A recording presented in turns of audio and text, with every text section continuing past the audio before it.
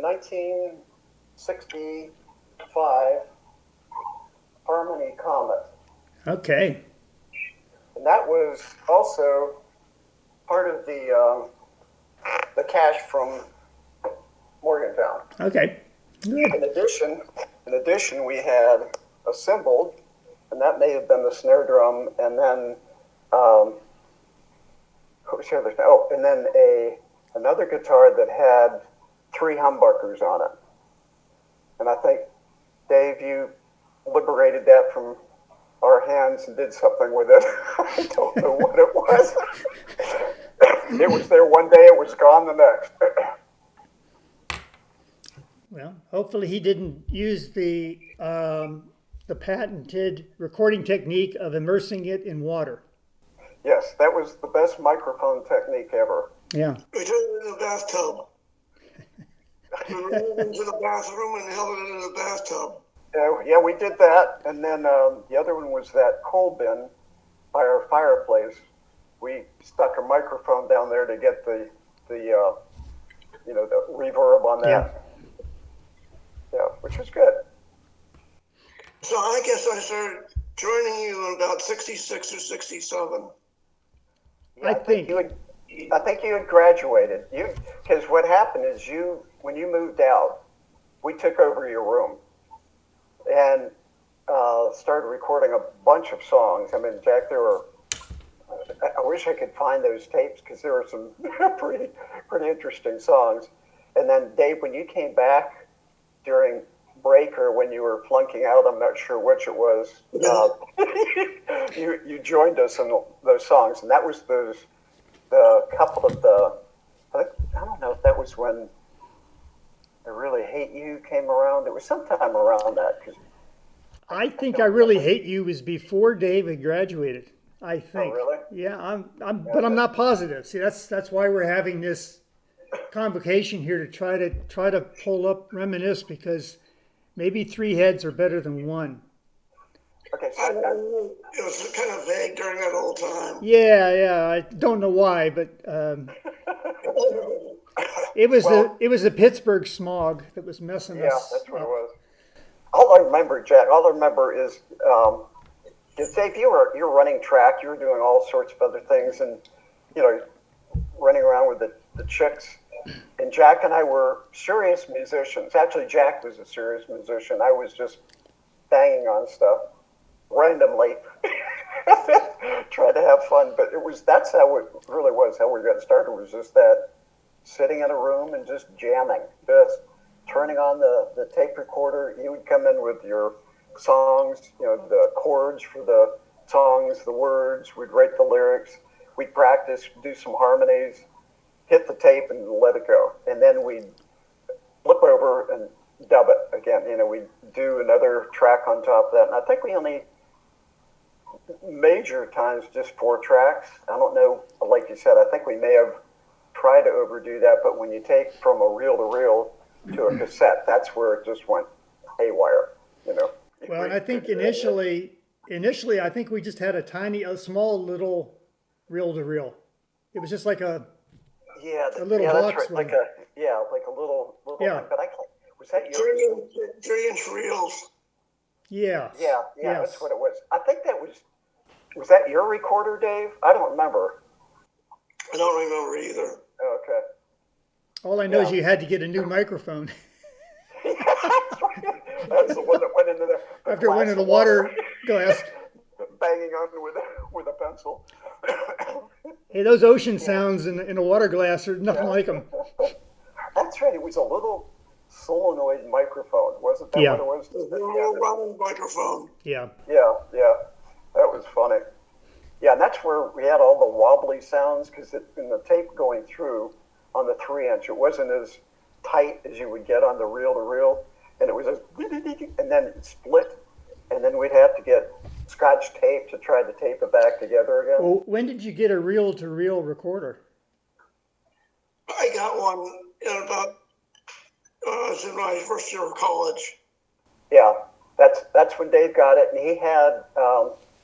he kept playing Jackie Gleason, the Jackie Gleason band. Jackie Gleason and Montavani or something like that. Yeah, and that's what you used to play in your room. That's what I'd hear all the time. So I remember so it was like that. I think it was in '66 we got the real. Okay. 66. Yeah. Because that's when we really, I think that's when the multi-tracking went up even Yeah. even more. Long songs. Oh, long songs. Yes. Yeah. We just. You got this little run. Yep. All right, so we were going to talk a little bit about other bands that started out as garage bands, but actually moved on to fame and wealth, which I don't think we did. I never saw any of the wealth, A little bit of fame. but you know, like you think about Van Halen, The Ramones. the Ramones, Ramones. Yeah. and I think a lot of people were influenced by the impact that came when the Beatles came here. You know, I mean, the Beach Boys were were doing okay, and there was a lot of other groups that were trying to make it. Like I mentioned, you know the Frankie Valli and the Four Seasons, but the Beatles they actually wrote their own material And played their own instrument. and played their own instruments, and wow, I mean that was just pretty impressive. And I think a lot of young males were buying guitars then. I mean, you go down through a lot of the people in the Rock and Roll Hall of Fame now that probably would say, well, that had an effect on them, you know, from Tom Petty to whomever, it's Ramones, anybody, Bruce Springsteen. In fact, I think Springsteen, I read somewhere he liked Dave Clark 5. That's interesting. So a lot of people got started back then at the same time. Just some of them had a different trajectory Well, they in had their careers, and they maybe had some more talent. I don't know if the talent was a factor or not. The Ramones had no talent. or Iggy Pop, you know, guys like that. Yes. Stooges. Yeah. I mean, they just wailed. You know, they just turned up the volume and they just went crazy. You know, that's MC5 is another. You talk about a garage band. You know, out of Detroit. I mean, those guys were just the same in-your-face kind of style. Yeah. Just crazy punk early on.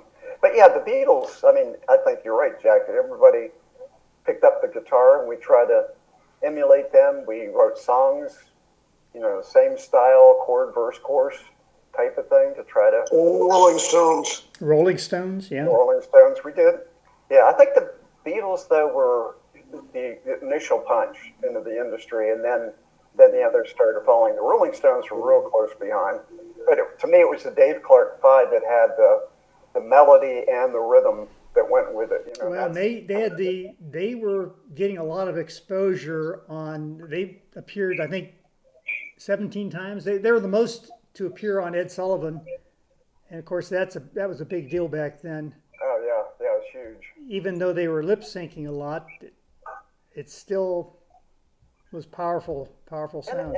And a little bit American Bandstand too. Dick Clark had a few bands on there at the time. Mm-hmm. He had not quite the hard rock, but he had a few. When were Shindig and Hullabaloo big? Was that a little bit later in the? It was 66, 65, 66. Mm-hmm. It was Hullabaloo, I think. Yeah, and that's when you bring in all sorts of other media into it. You know, well, and I think that reinforced everything because music changed from, you know, Pat Boone and, you know, that kind of music to suddenly. Yeah. The other groups that I can remember were the Buckinghams. When the Buckinghams came out, they had kind of a drag. Yeah, kind of a drag. They had a similar style, but they had more melody. They had more elaborate melodies than I think that any of the other groups did. Well, and it's interesting, the music that black musicians were doing in the 50s went over to England. Those bands Well, it's covered. American. They covered those songs, Yeah, and then yeah, they came back and they were popular here yeah, from the yeah. British invasion, which was that's kind of unusual, but Yep, that's what happened. that's what You know, happened. that's where you had Cream coming back, and the Yardbirds. It was all blues No, back. Rolling Stones. Yeah,